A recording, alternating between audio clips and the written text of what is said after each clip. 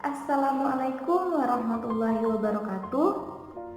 Perkenalkan, nama saya Sadar Nilawati, nomor induk mahasiswa 201172401. Saya berasal dari Prodi Pendidikan Agama Islam, semester 6, Lokal G, Fakultas Tarbiyah dan Keguruan, Universitas Islam Negeri Sultan Taha Saifuddin Jambi. Baiklah, tujuan saya membuat video ini yaitu untuk memenuhi tugas ujian tengah semester atau biasa kita sebut dengan UTS, mata kuliah pendalaman materi akidah akhlak di madrasah, yang mana dosen pengampu saya yaitu Dr. Heru Setiawan, Magister Pendidikan Islam. Oke, pembahasan yang akan saya bahas pada video kali ini yaitu mengenai konsep beriman kepada qada dan qadar. Jadi, konsep beriman kepada qada dan qadar itu sudah sering kita dengar, bukan?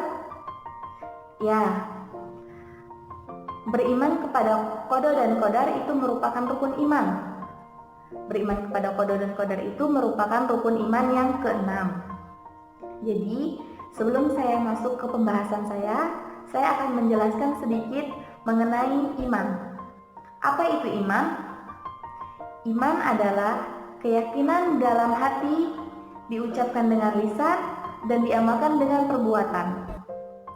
Jadi, sekarang sudah paham kan apa itu iman? Oke, pada kesempatan kali ini saya akan membahas beberapa poin. Nah, poin yang pertama yaitu pengertian beriman kepada qada dan qadar. Qada ini secara bahasa artinya adalah ketetapan. Berarti ketetapan Allah Subhanahu wa Ta'ala kepada setiap makhluknya yang bersifat azali. Apa itu azali? Azali adalah ketetapan yang sudah ada sebelum kelahiran suatu makhluk. Nah, sedangkan qadar artinya adalah secara bahasa itu ukuran. Jadi Allah Subhanahu wa Ta'ala menciptakan makhluknya itu sesuai dengan ukuran yang telah ditentukannya. Nah, kata qada dan qadar ini dalam kehidupan sehari-hari sering kita sebut dengan kata takdir. Jadi, beriman kepada qada dan qadar itu artinya adalah percaya serta yakin dengan sepenuh hati bahwa Allah itu memiliki ketetapan, kehendak dan juga keputusan atas makhluknya, dan juga semua kejadian yang menimpa makhluknya di muka bumi ini. Pembahasan yang kedua yaitu mengenai macam-macam takdir. Jadi macam-macam takdir ini terbagi lagi menjadi dua. Yang pertama ada takdir mu'alaq dan yang kedua ada takdir mutlak. Di mana takdir mu'alaq ini adalah takdir yang masih dapat diubah melalui usaha manusia. Setiap hambanya kan diberi peluang atau kesempatan oleh Allah Subhanahu wa Ta'ala untuk mengubah keadaannya menjadi lebih baik lagi. Nah, misalkan saya ingin berkuliah atau melanjutkan kuliah S2 di luar negeri, berarti saya harus belajar dengan giat dan saya harus mencari informasi mengenai perkuliahan S2 tersebut. Dan jangan lupa pula usaha tersebut dibarengi dengan ikhtiar dan juga tawakal, sebagaimana firman Allah Subhanahu wa Ta'ala yang terdapat pada surah Ar-Ra'd ayat 11 yang artinya sesungguhnya Allah tidak akan mengubah keadaan suatu kaum sebelum mereka mengubah keadaan mereka sendiri. Nah, selanjutnya yang kedua yaitu takdir mubram.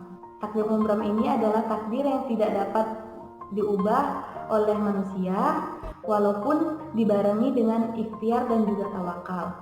Nah, contoh dari takdir mubram tersebut yaitu manusia hanya memiliki satu orang ibu kandung saja, dan contoh lainnya yaitu tentang kematian.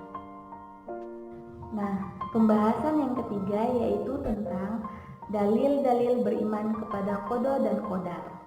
Nah, dalil-dalil tersebut terdapat pada beberapa surah Di antaranya yang pertama terdapat pada surah At-Taubah ayat 51, lalu yang kedua surah An-Nahl ayat 61, dan yang ketiga surah Al-Furqan ayat 2. Nah, itulah ayat-ayat dan dalil-dalil yang membahas tentang beriman kepada qada dan qadar.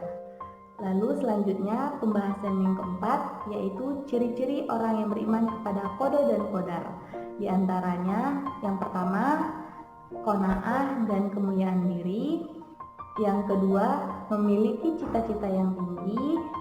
Yang ketiga, bertekad dan bersungguh-sungguh dalam berbagai hal. Lalu yang keempat, bersikap adil, baik pada saat senang maupun pada saat susah. Dan yang terakhir, selamat dari kedengkian dan juga penentangan. Pembahasan yang kelima yaitu tentang fungsi beriman kepada qada dan qadar dalam kehidupan sehari-hari.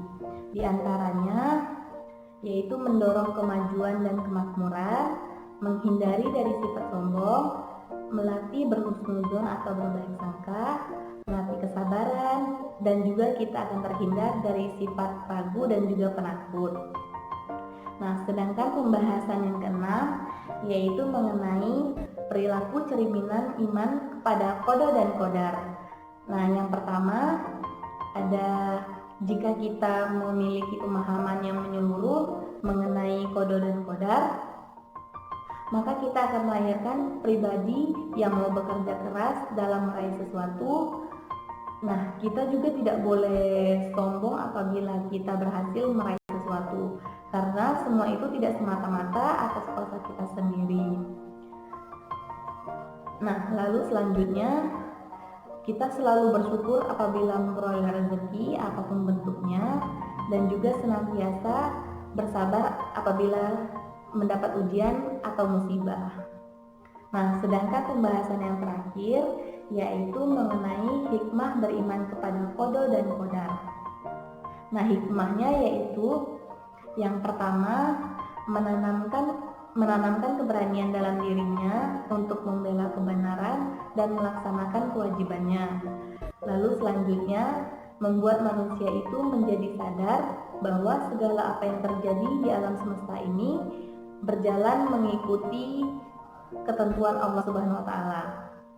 Nah, takdir ini menuntut orang beriman untuk berusaha dan bekerja, lalu bertawakal, dan akhirnya bersyukur karena Allah Subhanahu wa taala atas karunia-Nya, dan juga bersabar atas cobaan dan ujian yang menimpanya, serta memperoleh ketenangan hati dan juga menjadi manusia yang sangat mulia baik ucapan maupun jiwanya. Jadi itulah pembahasan saya mengenai konsep beriman kepada qada dan qadar. Semoga apa yang saya sampaikan dapat bermanfaat bagi teman-teman semua.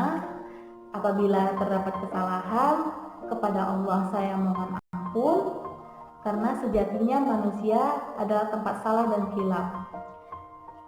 Dan saya akhiri, wabillahi taufiq wal hidayah. Wassalamualaikum warahmatullahi wabarakatuh.